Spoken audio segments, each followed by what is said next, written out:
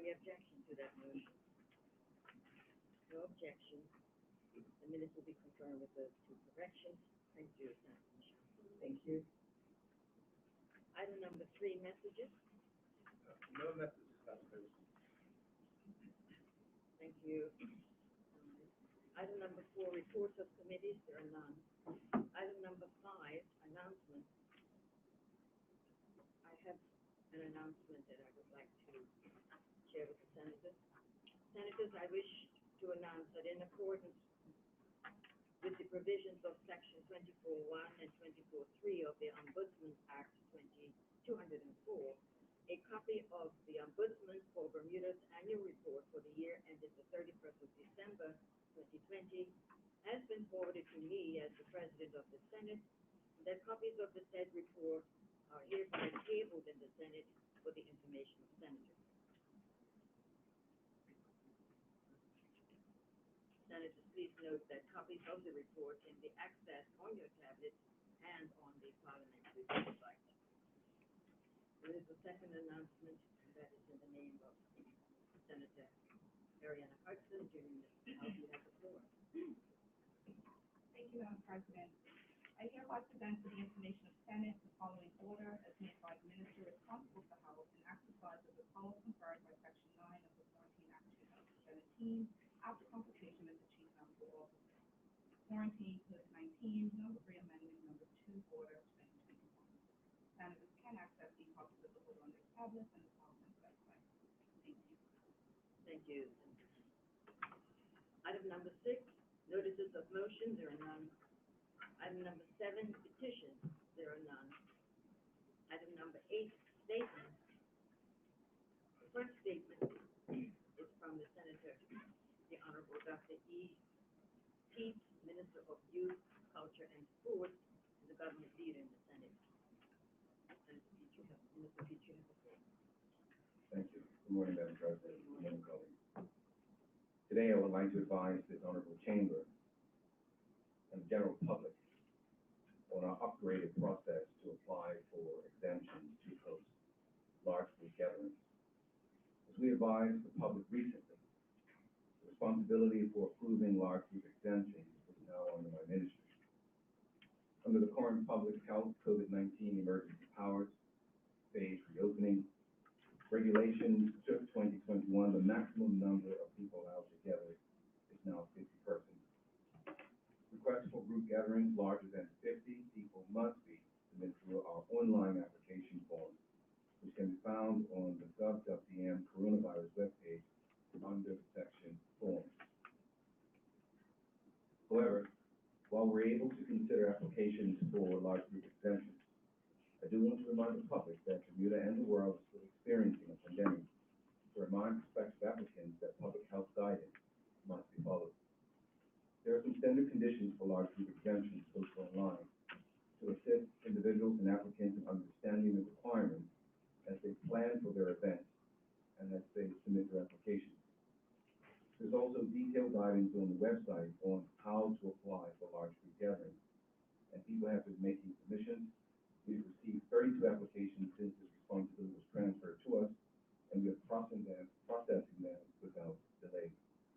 I'd like to remind applicants of the importance of submitting all their information, as incomplete applications cannot be reviewed, and missing information causes delays in the processing time. Madam President, prospective applicants should take note that the online application must be completed in one session and takes approximately 30 minutes to complete. Complex events with multiple dates and venues may take a little longer. Before beginning an application, make sure you have all of the information required, such as your site map with required markings, such as the floor plan, spectator and participant areas, access and exit routes, bathrooms, traffic flows, etc. You also need to submit a declaration by the facility operator confirming their knowledge of the COVID-19 public health protocol and agreement to comply with set requirements. The online form asks for a lot of details so that we can best understand exactly how an event host can ensure contact tracing details will be collected, how mask wearing and physical distance will be enforced, their cleaning and sanitation procedures, and so on. requires indoor events with 50 persons, outdoor events over 100 persons. Therefore, an application also requires details on how safety will be implemented. Madam President, as we get into the full swing of summer, we want to see people enjoying safe environments. We have worked hard to create. Huge sacrifice has been made by many to get our country status to where it is today. But we cannot be complacent. Precautions still need to be taken, and the purpose of large group exemptions is to ensure events can take place safely. We appreciate the public compliance with the measures in place to continue to keep Bermuda safe. Thank you very much, Madam President. Thank you, Pete. The second statement is in the name of Senator Ariana Hudson, Junior Minister of Labor, and that's Immigration Reform Strategy. Senator Hudson, you have the floor.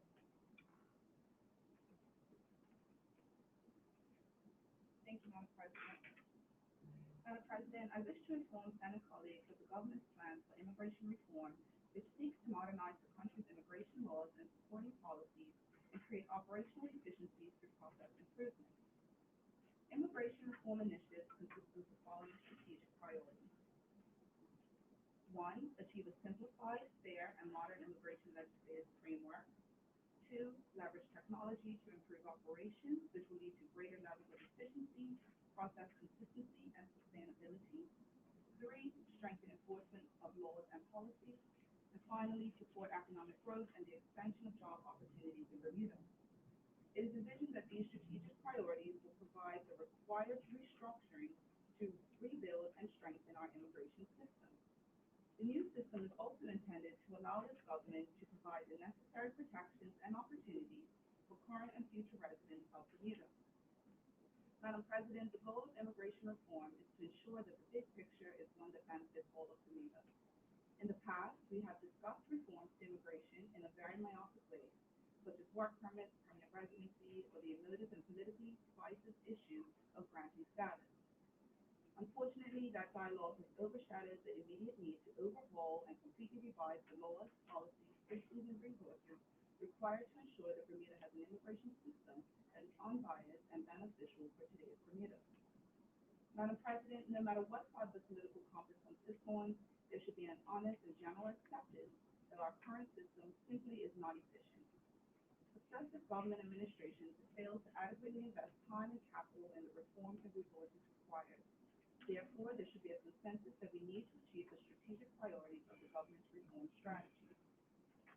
Madam President, strategic priority 1 is to achieve a simplified, fair, and modern immigration legislative framework. Amongst other purposes, the Bermuda Immigration and Protection Act 1956 was enacted to provide Bermuda status to British subjects deemed to be domiciled in Bermuda under the Immigration Act. Under the Immigration Act Thank you, that's better. 1937. There have been over 100 amendments to the Act since it came into operation.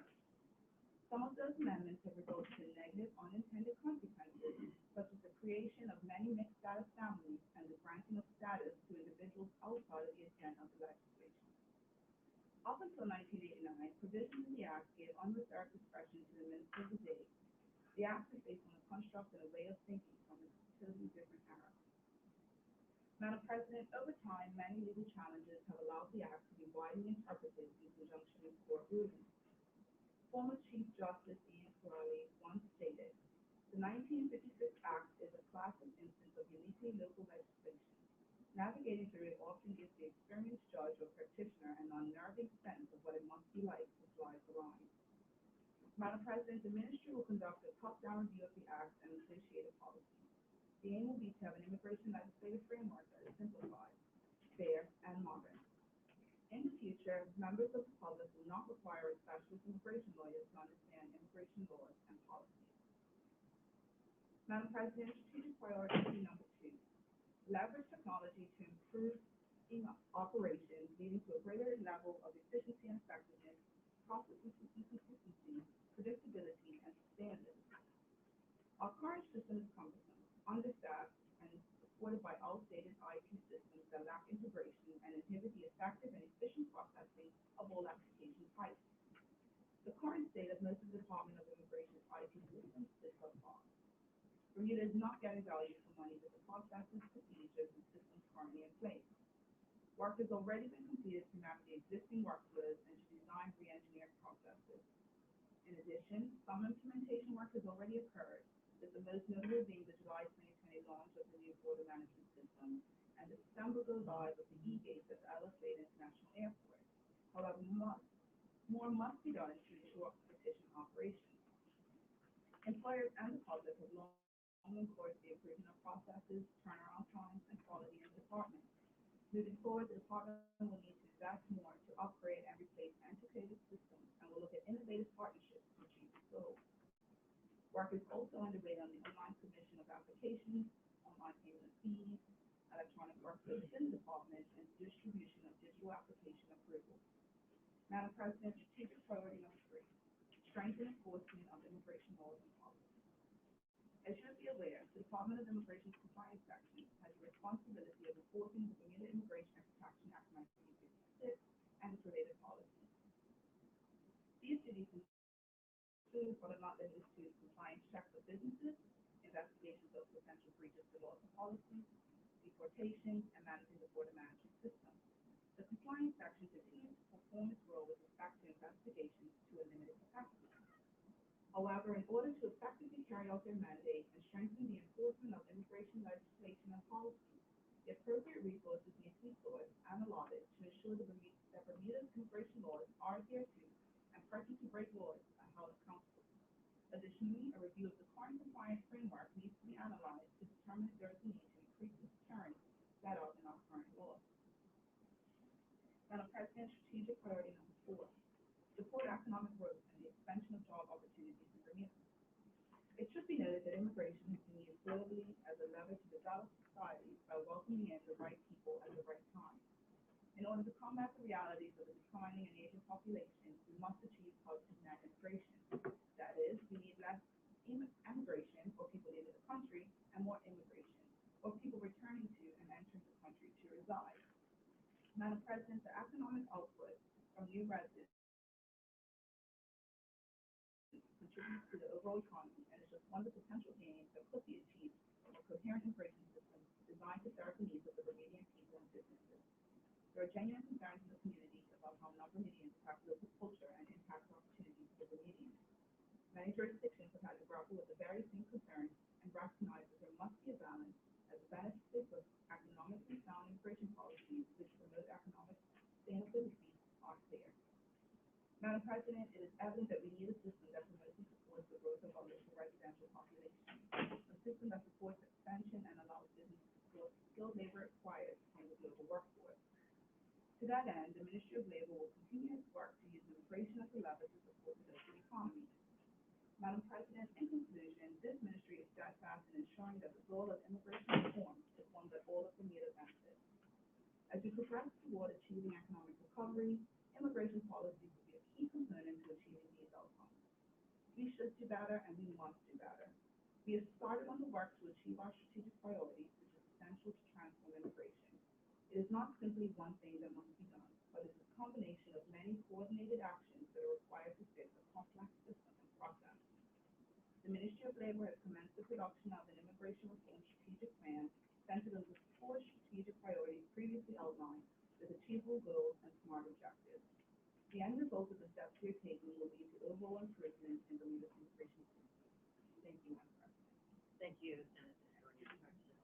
And before we move on, I would just like to acknowledge the presence of the Deputy Premier. Welcome to you, sir.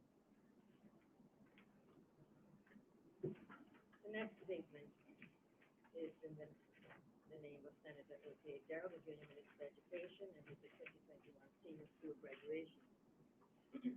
Senator Darrell, you have the floor. Good morning, Madam President. Good morning. Last week, Monday and Wednesday, June 28th and 30th respectively, actually it was the Monday and Wednesday before that, I respectfully had the pleasure of attending both the Barclay Institute and the Cedar Bridge Academy graduations. While the pandemic may have changed the location of these events from years past, I can say without question that all felt the spirit of accomplishment, joy, and pride. It is a feeling that I carry with me today as I share with this honorable house that the Bermuda Public School accomplishments, 21 graduating classes. Madam President, I think it's safe to say that no other graduating year group has been through as much as the class of 2021. 2 academic years interrupted with a pandemic and pandemic-related changes is without question stressful. Yet, we were able to see 139 students graduate from the Berkeley Institute and 91 students graduate from Cambridge Academy. These students knew and appreciated the importance of their education, and they let nothing get in the way, despite the unpredictability of the times. Madam President, our students' achievements are a testament to their tenacity, resilience, and perseverance. I have heard from several students who truly did feel like giving up. They were facing educational stress from remote learning and uncertainty over whether their school building would be open. They also faced stresses at home as their parents faced the uncertainty with work. I commend these students for finding the strength within themselves and pushing through even when they didn't feel like they could. Despite the times, our Bermuda public school students have accomplished amazing feats. Please indulge me as I speak to the great accomplishments of these students.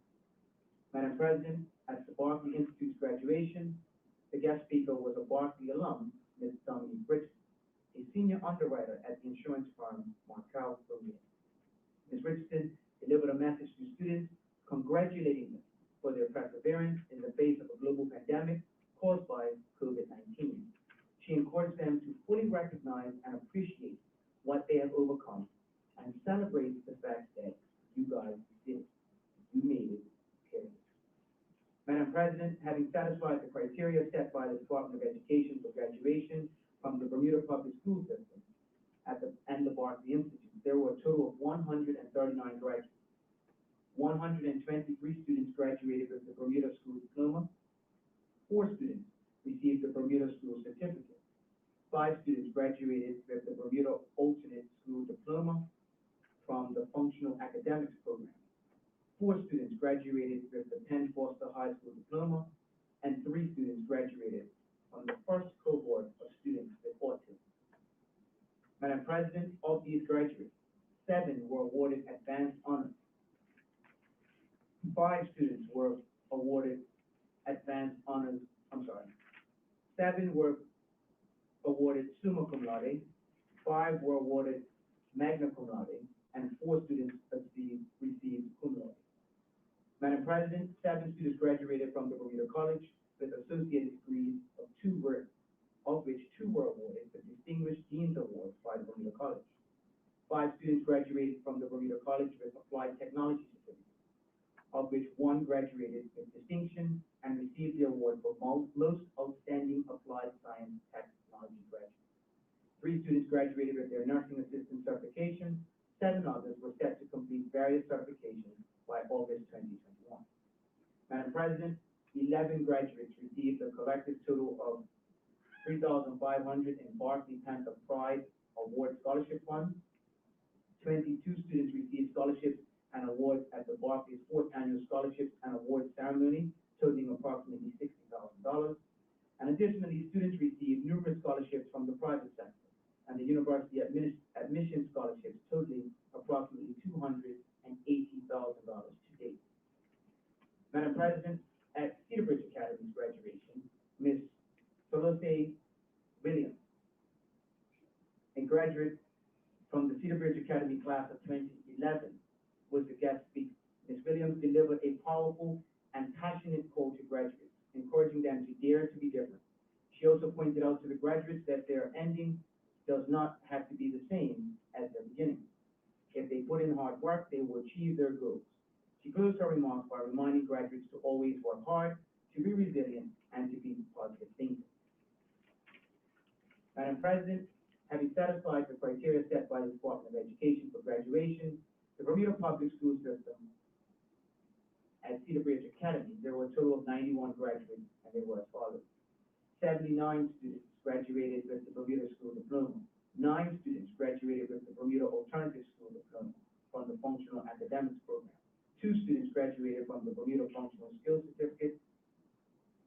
1 student graduated with the Penn Foster High School Diploma.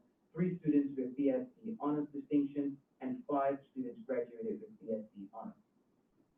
1 student, Madam President, graduated from the Bermuda College with an associate's degree. 3 students graduated from the Bermuda College with a certificate in applied technology. 2 students graduated with a nursing assistant certificate from the Bermuda College. Most of our graduates will be attending the Bermuda College in the fall, and others will be attending overseas colleges and universities. Madam President, graduates at the Cedar Ridge Academy earn scholarships and awards in the amount of approximately $37,000, in addition to internships and apprenticeships. At this time, I would like to thank our community partners who have continued to support us despite the financial challenges that they have also faced during this pandemic. 20 students were recognized for earning the NCCER core certification in the area of technical education. Madam President, we know through research, evidence, and stories, no student reaches this milestone alone. The Ministry and Department of Education staff, school boards, principals, teachers, support staff, parents and guardians, students, volunteers, and community partners all helped our students reach this milestone. Whether it be knowledge, encouraging words, donations, time, or motivating incentives, our public school students have a village around them. I want to thank the village that has supported the graduating classes of 2021, and their achievements are your achievements as well. Madam President, the Ministry of Education has embarked on the most ambitious but also necessary journey of education reform. We know that as the times have changed, so must how we educate our children. They must be prepared for the jobs of the future. It is for their future that we work so hard. By preparing our students for the future world of work, the government's vision for the Bermuda public school system to see all students educated to lead personally and professionally, compete locally and contribute globally will be realized. This vision guides our decisions and forward progress that we may ensure the graduating classes to come are even more successful than the last. Madam President, this government is dedicated to ensuring the success of every child in Bermuda. We know that their success equals the success of our audience. Thank you, Madam President. Thank you, Senator Darrow. I believe you have a second statement on the summer professional learning activities for educators. You can continue when you're ready. Thank you, Madam President. Madam President, this morning, I share with my honorable colleagues and the community that the summer professional learning activities that the Department of Education has planned for educators during the months of July and August. Madam President, an excerpt from a report on professional learning released by the OECD, the Organization for Economic Cooperation and Development, states that effective teaching is at the heart of a successful education system. And there is a growing recognition that supporting teachers' professional learning from the beginning to the end of their career is critical to improve student outcomes.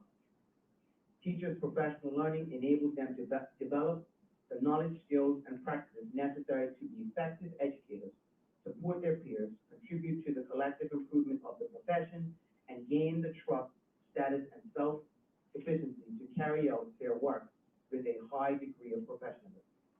Madam President, teacher quality is at the core of student learning, and this is supported by research that consistently highlights that the quality of teaching is a key determinant of the variation in student achievement. Research also affirms that engaging teachers in high-quality professional learning is the most successful way to improve teacher effectiveness, by extension, improve student outcomes. Madam President, this summer, like many teachers around the world, our teachers and educators in the Bermuda public school system will take time during their summer vacation to participate in a variety of professional learning activities of their choosing in an effort to deepen their learning and expand their skills. The Department of Education will be funding targeted professional learning activities for teachers, which are focused on 3 areas of the 21st century learning: the creative curriculum, project-based learning, and number 3 is blended learning. Madam President, some of our P1 teachers have expressed an interest in piloting the creative curriculum for kindergarten. These teachers will have access to independent learning around teaching the whole child within their zone of learning and development.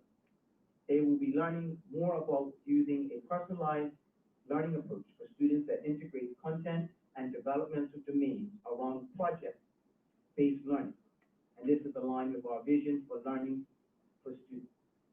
The P1 teachers who participate in the summer professional learning activity will delve into the foundational areas such as social, emotional, and physical development. They will learn to meet students where they are in language, literacy, mathematics, and science, to be exposed to balancing intentional teaching with student-led learning. The concept of social science and the arts as integrated in all areas of project-based learning will be introduced. Here, it is noted that social science and the arts add to the cultural relevance of the learning experiences for children, even while students learn about the world beyond Bermuda. Madam President, P1 teachers will be taking advantage of the opportunity to improve their teaching by being continuous learners themselves. This opportunity for summer professional learning will give them a jump start on the 21st century deeper learning for our young students through creative learning environments that support skills like critical thinking, collaboration, and communication through exploration and inquiry learning. Madam President, I will now share about the summer project-based learning activities. Plan 2022 Strategy 1.1 calls for teachers to deliver high-quality instructional practices that are rigorous and foster knowledge, comprehension, critical and creative thinking, application, and communication. Project-based learning is one of those high-quality instructional practices. PBL works states, in project-based learning, teachers make learning come alive for students. Students work on a project over an extended period of time that engages them in solving a real-world problem or answering a complex question. Students demonstrate their knowledge and skills by creating a public product or presentation for a real audience. As a result, students develop deep content knowledge as well as critical thinking, collaboration, creativity, and communication skills. Project-based learning unleashes a contagious creative energy among students and teachers. Madam President, additionally, the Project-Based Learning Network states that project-based learning is a powerful way to engage students in rigorous, authentic learning. It will enable students to understand content at a deeper level and retain it for longer. Get them excited about learning, engage them in solving real-world problems and real audiences, and exercise their creativity by working collaboratively while mastering key learning targets. Madam President, during July and August, a group of 25 teachers and technical officers will participate in a 6-week project-based learning curriculum, developer certification program offered by the Project-Based Learning Network. These officers and teachers will engage in a self-paced 5-module program which focuses on high-performance project-based learning, how to dig deep to inform and inspire a rich project-based learning unit, and how to frame a project-based learning unit from start to finish. Throughout the course, our officers and teachers will have access to high-quality resources, one-on-one coaching and support from international coaches, access to an international project-based learning network community where they can share ideas, ask for feedback, and get connected with resources. By the end of the course, officers and teachers will have to produce a project-based learning unit that will be reviewed by local and international peers, and they will also publish that unit. They will be learning the same way that students will, by working on an authentic project and sharing the final project with real audience. Madam President, lastly, I'm also pleased to report that another 30 teachers will participate in the Schoology Blended Learning Leader Academy this summer. The Schoology Blended Learning Leadership Academy was developed to help transform teaching and learning. It is aligned to the International Society for Teaching in Education, or ISTE, Standards for Educators, and received the ISTE Proficiency Seal of Alignment.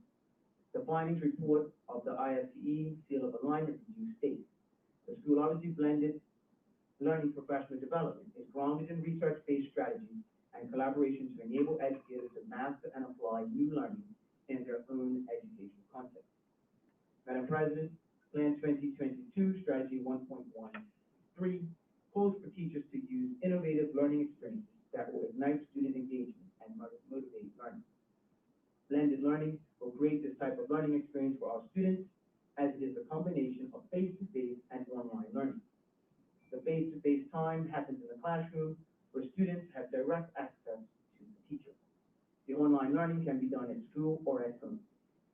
There is also the independent study time, of which all can be combined differently.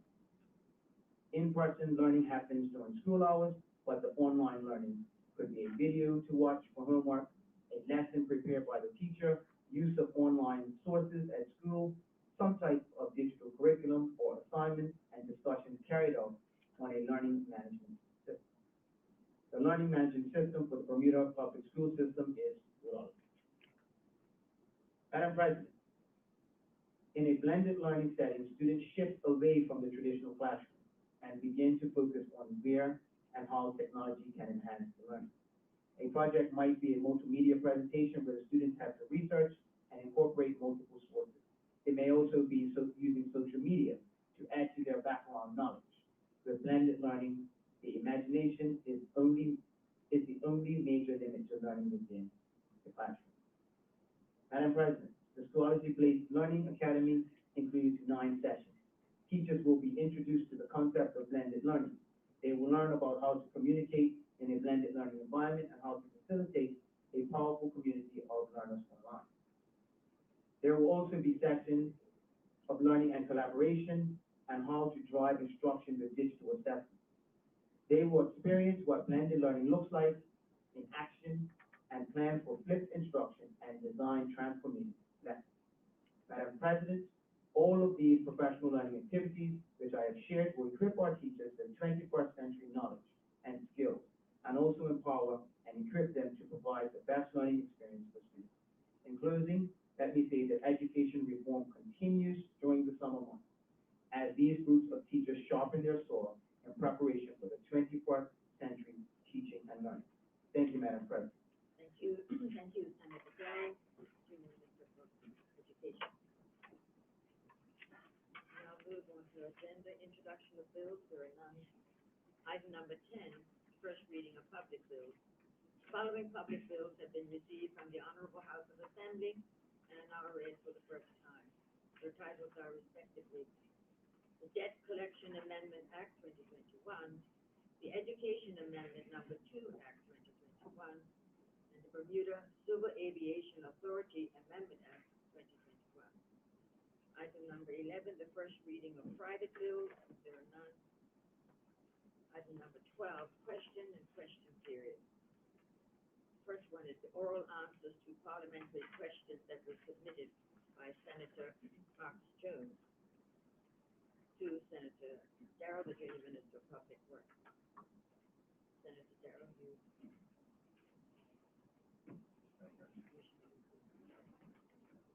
Yes, I do apologize, Madam President. I wasn't sure you can clarify Rule 66 and Rule 65 in relation to all questions for us. Rule 66. I will just read out to you.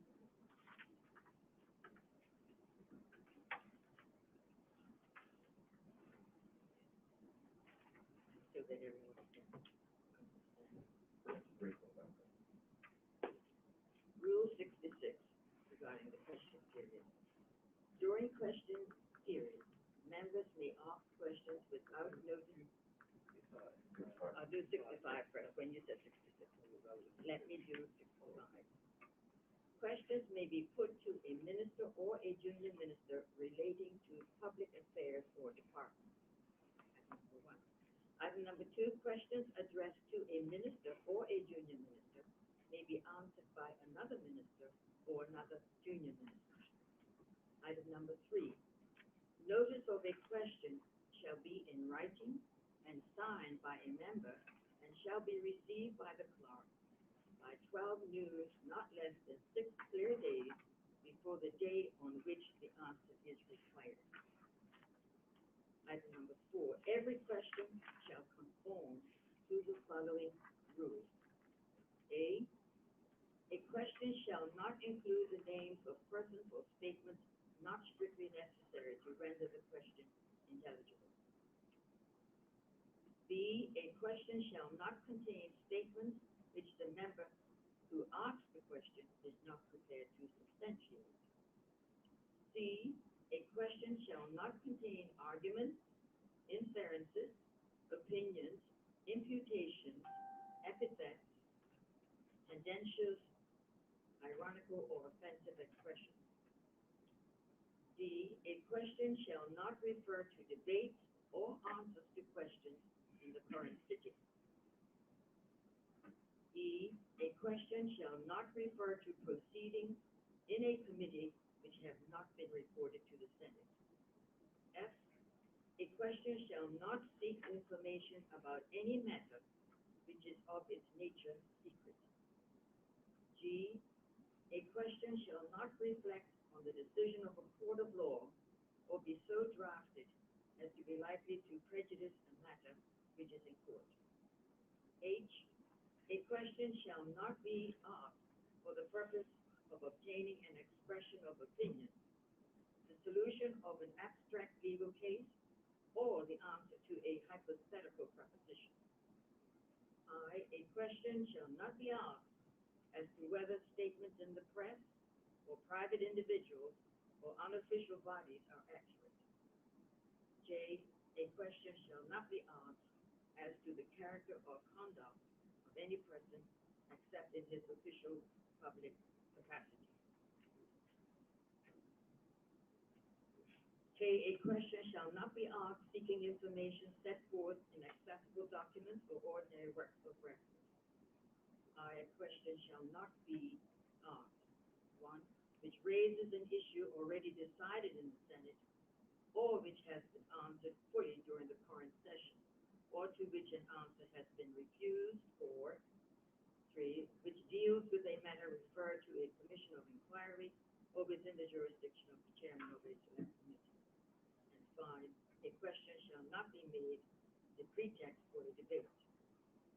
Six, if the president is of the opinion that any question which a member has sought to ask infringes any of the paragraphs of the standing order, he shall so inform, or she shall so inform that member not later than the next day of meeting, and may direct A, that the question be printed or asked with such alterations as he may direct, B, that the question is out of order.